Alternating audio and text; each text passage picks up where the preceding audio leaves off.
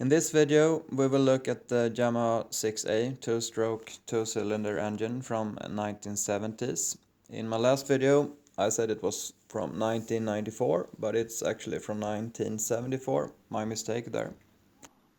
This engine was found in a barn in northern part of Sweden, Östersund, where it had been lying around for years and years.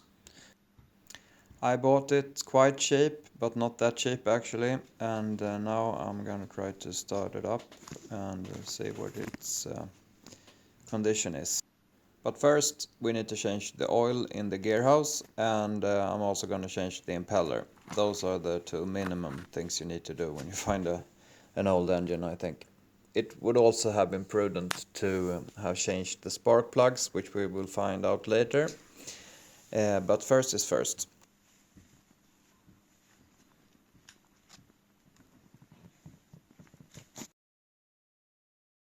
It's always good to take a picture of the marking plates on an engine when you go to town to buy stuff.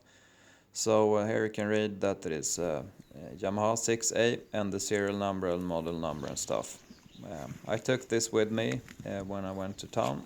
Normally I would have bought stuff from internet, but I was in quite a bit of a hurry. As it happened, the store did look up the model and engine number and found me an impeller, which you see here, but it turned out this was the wrong one.